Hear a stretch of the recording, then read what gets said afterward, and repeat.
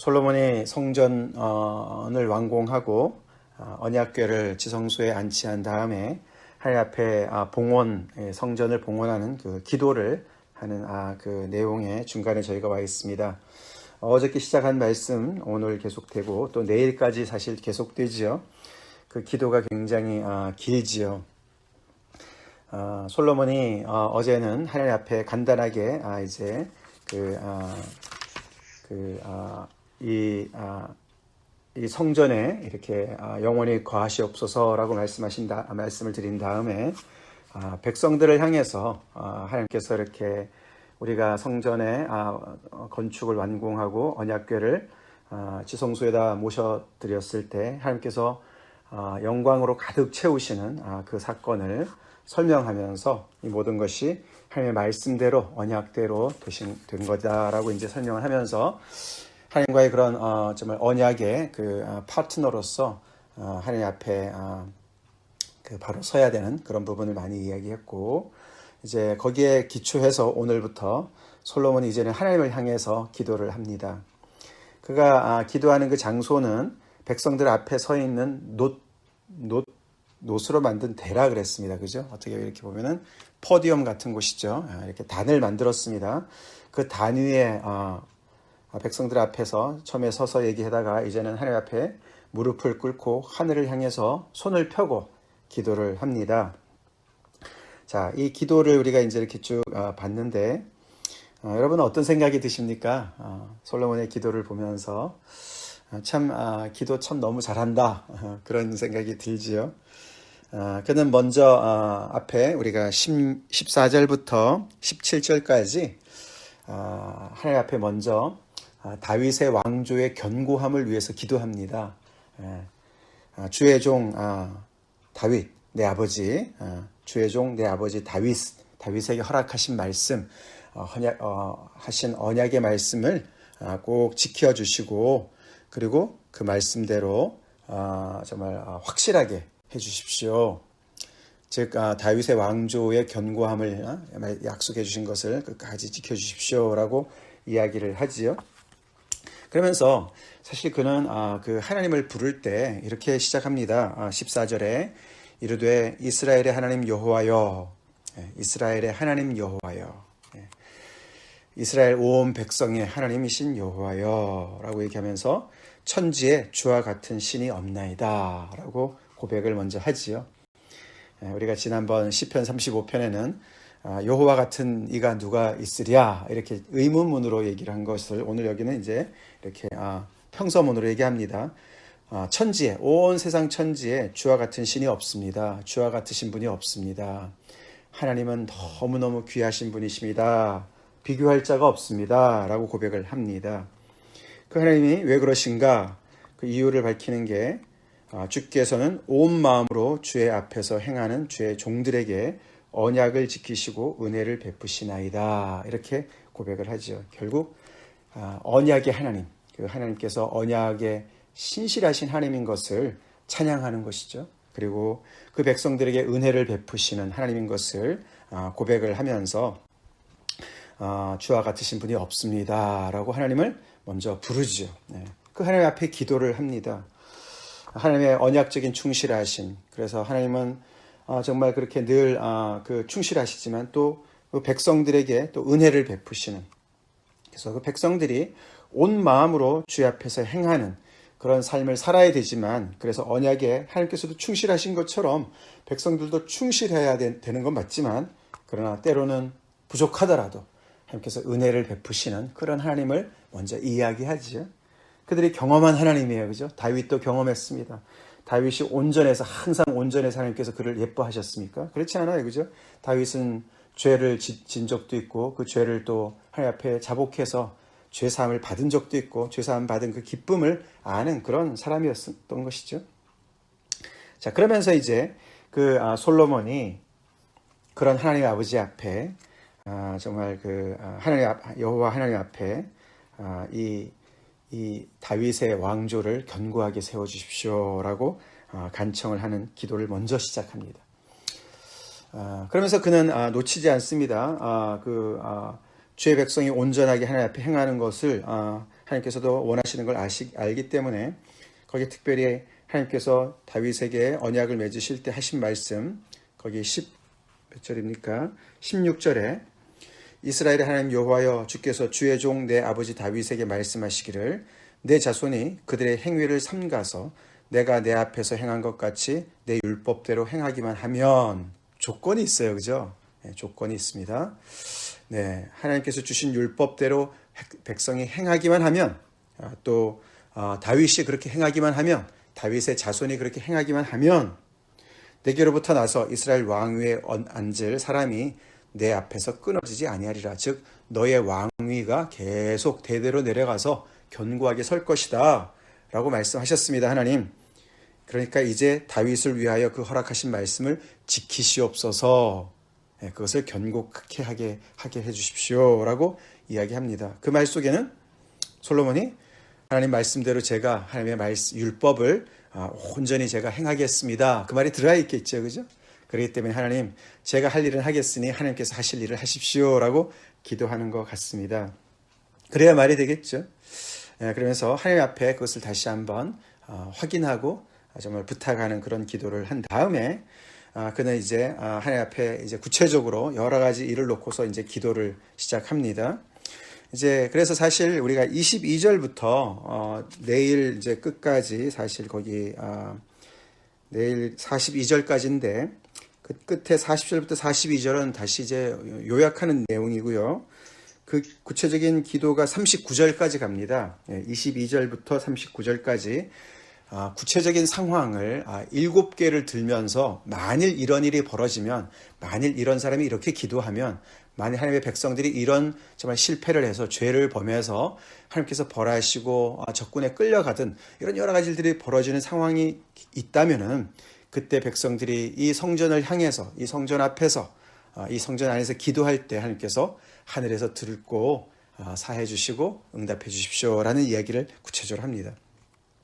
그런 기도하기 전에 이제 18절부터 21절까지 조금 더 일반적인 기도를 먼저 합니다. 솔로몬이 굉장히 이렇게 순서대로 기도하는 것을 우리가 볼 수가 있죠.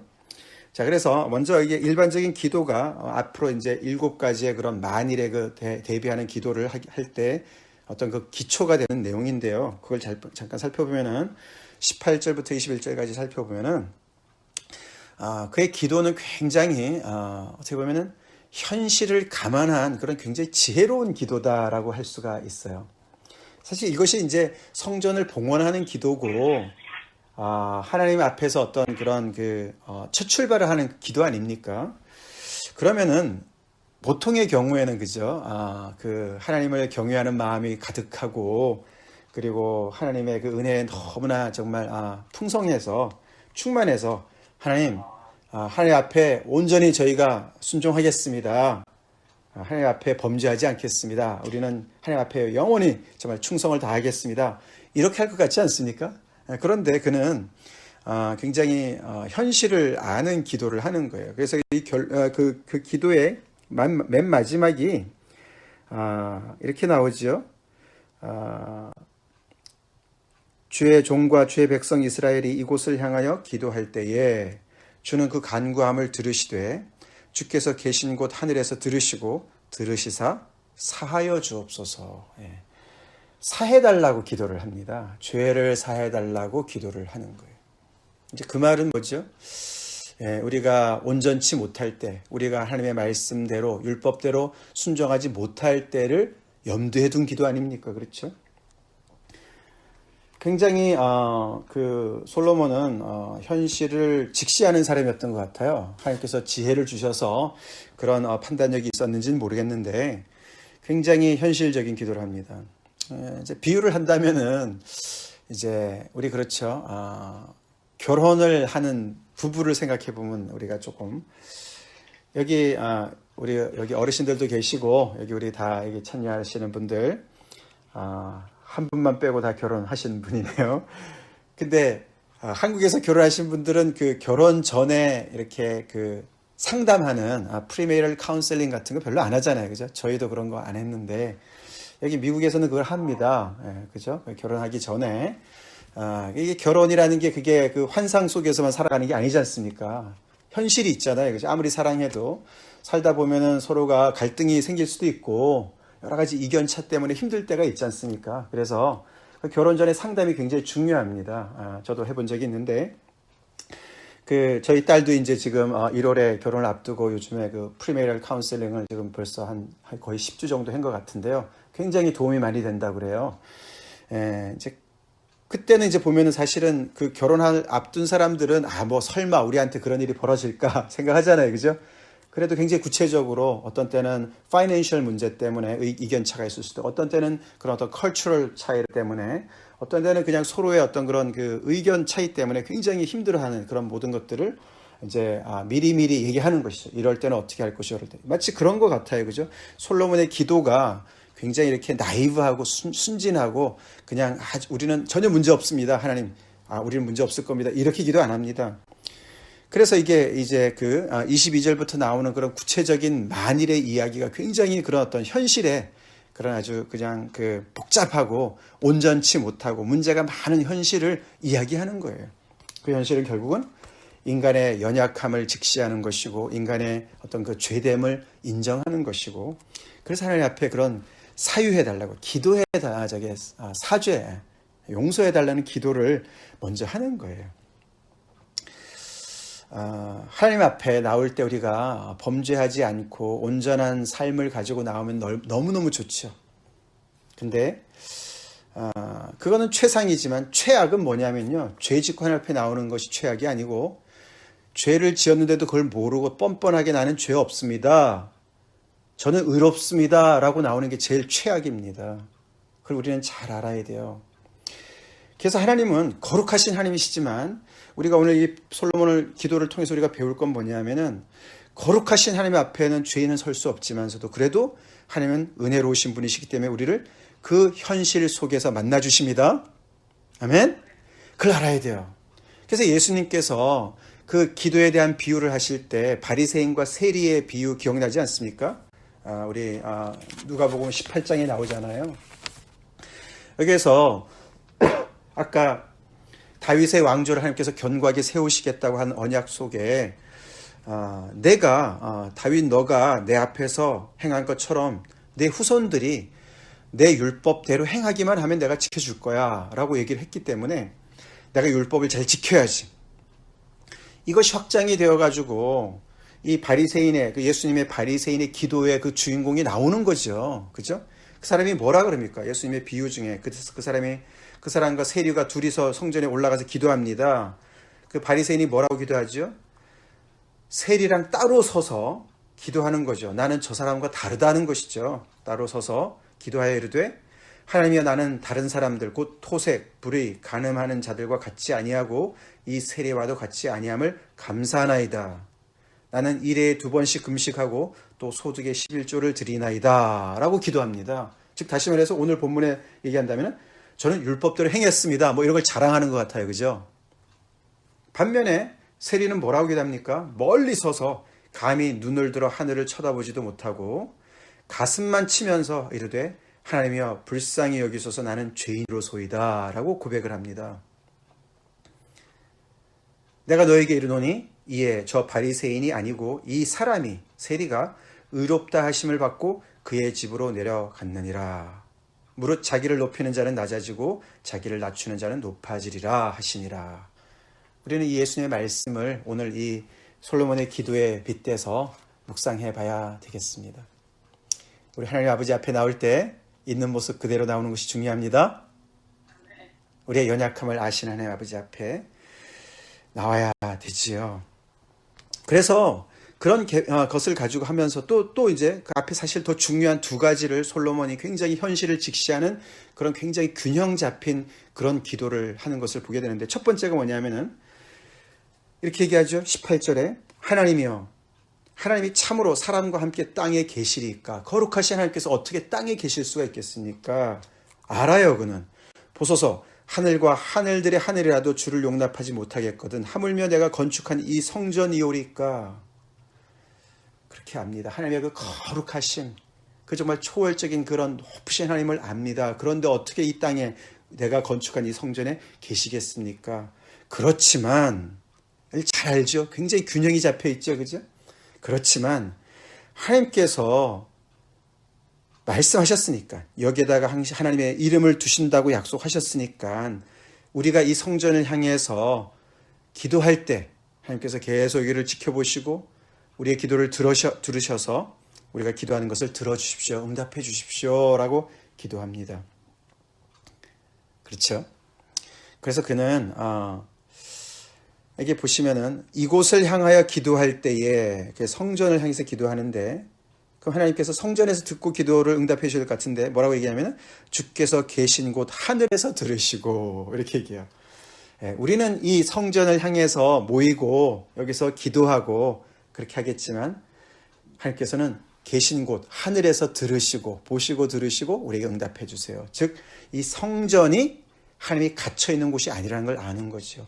이 성전은 하늘에 계신 하나님께서 약속을 주시고, 그래서 하나님께서 이 땅에 정말 이렇게 하늘이 닿은 곳으로 하나님께서 임재로 나타내 주셔서 거기에 정말 이렇게 약속을 주셨기 때문에 하나님이 여기에 계신 것으로 정말 우리가 알지만은 하나님은 정말 초월적인 하나님이십니다. 그렇게 아는 거죠.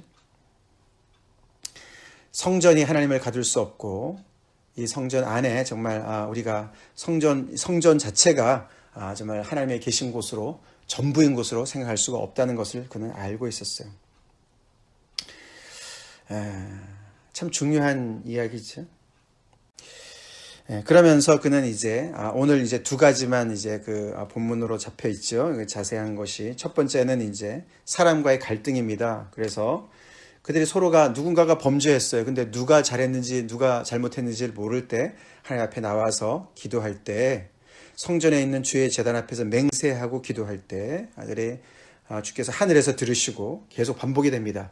이 성전을 향해서 아니면 이 성전 안에서 기도할 때 하나님께서는 하늘에 계신 곳에서 들으시고 계속 반복돼요. 7번 계속 반복됩니다. 하늘에서 들으시고 하나님께서 심판해 주십시오.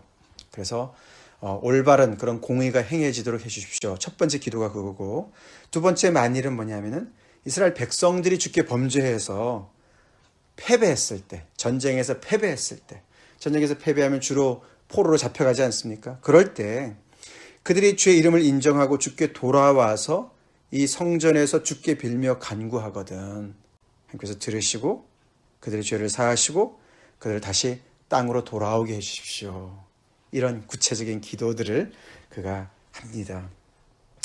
뒤에 이제 그 5가지 이야기 여러분들이 또 읽어보시고 비슷한 내용들이 진행이 됩니다. 아까 잠깐 말씀드렸던 그런 여러 가지 상황 속에서 하나님께서 은혜를 베풀어 달라는 기도를 하는 것을 보게 됩니다. 네, 우리를 정말 이렇게 신실하게 대하시고 우리의 정말 죄까지도 용서하시는, 기꺼이 용서하시는 그 하나님의 은혜를 우리가 다시 한번 묵상해 보죠. 사실 이 솔로몬의 이 기도가 굉장히 이렇게 그 균형 잡힌 기도인데, 이것은 삐끗하면은 정말 오해하고 남용할 수 있는 그런 위험 요소가 다분히 있습니다. 그래서 이 정말 겸손한 이런 마음을 놓치면은 정말 우리는 아까 봤던 그런 바리새인과 같은 그런 자기 의에 빠진, 그래서 하나님의 성전 앞에 나와 있으면서도 자기 의를 내세우고 하나님의 그런 죄 사함을 구하지 않는 그런 정말 우리가 뻔뻔한 그런 사람이 될 수가 있는 것이고, 우리 하나님의 이름 앞에 나올 때 우리 그렇게 겸손합시다. 세리처럼 겸손하게 주님 앞에 나옵시다. 또 하나는 어떤 위험 부담이 있냐면은 이 성전이 하나님이 계신 곳 전부 다 하나님이 하늘에 계시다는 사실을, 하나님의 초월성을 까먹을 때가 있는 것이죠. 그래서 하나님을 우리가 마치 소유한 양, 하나님 우리만이 소유한 양, 하나님은 여기만 계시는 양, 우리가 믿는 하나님만 옳다는 그런 어떤 독선에 빠지기가 쉽고요. 또 이제 다윗의 왕조도 마찬가지죠. 하나님께서 이 다윗의 왕조를 정말 말씀대로 언약대로 지키시고 견고하게 세울 것이다 라는 그 약속을 남용해서 정말 독재 정권을 마치 하나님께서 계속 비유하시는 것처럼 그렇게 남용할 수도 있어요. 예루살렘 성전이 번듯하게 서 있기 때문에 하나님 우리를 버리지 않으셔라는 남용, 그런 남용에 이스라엘 백성들이 빠지지 않았습니까? 예, 이런 위험에 계속 빠집니다. 다윗의 왕조도 말이죠. 다윗의 왕조가 어떻게 무너질 수 있느냐? 예, 그들이 잘못된 것을 붙잡는 것이죠. 그 긴장을 놓치고 하나님께서 정말 이렇게 은혜를 베푸시는 하나님이시지만 그들이 정말 대놓고 하나님을 멸시하고 하나님의 율법을 정말 헌신짝처럼 버리고 그럴 때는 이것은 언약적인 관계이기 때문에 쌍방의 관계이기 때문에 하나님께서도 그들을 정말 벌하시고 어떤 때는 그들을 정말 망하게도 하시고 심지어는 예루살렘 성전까지도 무너뜨리시는 그런 정말 하나님이신 것을 우리는 한순간도 잊지 말아야 될 것입니다. 예, 우리가 죄를 토설할 때 용서하시는 분이시지만 우리가 죄를 자백하지 않고 그것을 부인할 때는 하나님께서는 어떻게 해볼 도리가 없으신 정말 우리를 정말 내어버려 두실 수밖에 없는 그런 상황도 도출된다는 것을 우리는 잊지 말아야 되겠습니다. 마지막으로 이렇게 이 이스라엘 백성들이 이렇게 하나님 하늘과 땅이 맞닿은 곳인 하나님의 임재가 있고 하나님께서 정말 보시고 들으시는 그 장소인 예루살렘 성전, 그래서 그 성전에 가서든지 아니면은 그것을 향해서든지 다니엘도 계속 그래서 예루살렘을 향해서 기도하지 않았습니까? 하루에 3번씩 이제 그렇게 하듯이 어떤 그 장소, 그들에게는 그 장소였습니다. 그런 것처럼 이 하늘이 정말 내려앉은 그런 하나님의 계시는 그 기도가 응답되는 그곳, 그곳이 우리에게 있어서는 무엇입니까? 무엇입니까? 정말 교회도 온 천지에 많은데 어느 교회를 가야 됩니까? 그게 아니죠, 그죠? 그것은 우리 바로 이런 성전의 이 예루살렘 성전의 역할을 하는 것이 바로 예수 그리스도죠. 아멘. 그래서 우리가 기도할 때 예수 그리스도의 이름으로 기도합니다라고 기도하는 이유예요. 우리 스스로의 공로로 기도하는 것이 아니라 예수님께서도 말씀하셨죠, 그죠? 우리가 요한복음 14장 13절 14절에 보시면은 너희가 내 이름으로 무엇을 구하든지 예수님의 이름으로 구하는 것 내가 행하리니 이는 아버지로 하여금 아들로 말미암아 영광을 받으시게 함이라. 내 이름으로 무엇을 구하든지 내게 구하면 내가 행하리라. 예수님이 계신 곳, 그곳이 하늘과 땅이 맞닿은 곳이죠. 예수님의 이름으로 구하는 그것, 우리가 어떤 장소에 있든지 간에 예수님의 이름 앞에 나오면은 우리는 하나님 앞에 나갈 수 있는 것이고 하나님의 보좌 앞으로, 은혜 보좌 앞으로 인도됨을 받을 수가 있는 것이죠. 그래서 우리 다시 한번 그 바리새인과 세리의 기도를 우리가 기억하면서 또 참 이 기도는 정말 그 어떤 자리를 보다도 우리 자신이 되어야 되는 자리입니다. 그렇게 복된 자리고 편한 자리를 해야 되죠. 물론 하나님 앞에 우리가 정말 두렵고 떨림으로 나오지만 그 자리가 결코 가식의 자리가 되어서는 안 되죠. 미사 여구나 늘어놓고 하나님 앞에 자랑이라 늘어놓고 그 앞에서 정말 다른 사람과 비교하면서 나는 이렇게 더 나아요. 기도하는 자리에 정말 우리가 그렇게 되면 우리는 소망이 없습니다. 소망이 없습니다. 우리의 연약함을 다하시는 하나님 아버지 앞에 오늘 이 솔로몬의 이 기도 정말 맞는 말이죠. 이렇게 정말 우리가 기도할 때 하나님께서 계시는 그곳에서 우리의 연약함을 보시고 우리의 죄를 사해 주십시오. 하나님 다 아십니다. 우리의 정말 안팎을 다 아시는 분이시죠. 그 하나님 아버지 앞에 그 은혜의 보좌 앞에 우리가 나오는 것이에요. 정직한 영으로 하나님 앞에 서는 것이 가장 중요한 것이죠. 그 기도를 솔로몬이 이렇게 멋들어지게 잘합니다. 근데 정작 본인은 그 자세를 끝까지 유지하지 못했어요. 이게 참 아름다운 모습이죠. 백성들 앞에서 왕이 무릎을 꿇고 하늘을 향해서 손을 펼치고 기도합니다. 트럼프가 바이든이 그렇게 기도하면 좋겠어요. 온 세상의 지도자들이 그렇게 하나님 앞에 겸손하게 기도하면 좋겠어요. 하나님, 제가 뭐라고요? 제가 어떻게 이런 이 백성, 수많은 백성들을 지킬 수가 있습니까? 인도할 수가 있습니까? 하나님이 도와주세요. 그렇게 겸손하게 기도하는 그 자세로 솔로몬이 시작을 했는데 그 자세를 계속 유지했으면 얼마나 좋았겠습니까? 그것을 유지하지 못했습니다. 그는 결국에는 이렇게 기도했지만 그 균형을 다 잃어버리고 다윗의 왕조를 하나님께서는 늘 지켜주셔야만 하는 분으로 자기가 어떻게 살든지, 그리고 이 성전이 하나님을 가둬둔 것처럼 그렇게 하나님 앞에 뻔뻔하게 사는 인생으로 전락했습니다. 너무나 안 된 인생이죠. 우리가 다시 한번 그것을 정말 반면교사로 삼고 하나님 앞에 나아갑시다. 오늘 우리 현실 앞에서 우리 있는 모습 그대로 그 자리에서 하나님을 바라봅시다. 예수 그리스도의 이름으로 나아갑시다. 기도하겠습니다. 하나님 감사합니다. 솔로몬의 예루살렘 성전 봉헌 기도를 통해서 우리의 기도가 더욱더 진실되길 기도합니다. 바리새인의 기도가 아닌 세리의 기도를 드리는 저희가 되게 도와주시고 있는 모습 그 자리에서 예수 그리스도의 이름으로 나아가는 저희가 되게 도와주시옵소서. 하나님 앞에 무릎 꿇고 하늘을 향해서 두 손 들고 기도하는 그 겸손한 자세를 우리 평생 유지하게 도와주시고 하나님의 신실하신 언약 그 하나님께서 지키시는 그것을 조금도 의심치 아니하고 하나님 앞에 온전한 주의 백성으로 날마다 서게 하시고 인도하여 주시옵기를 바라고 합니다. 그러나 주님 우리가 실패하는 그 자리에서도 하나님 앞에 아버지 통회에 자복하고 하는 마음으로 나오는 은혜가 있게 도와주시고 우리를 사해달라고 용서해달라고 회복해달라고 기도하는 저희가 되게 도와주시옵소서. 예수 이름 받들어 간절히 기도 올려옵나이다. 아멘.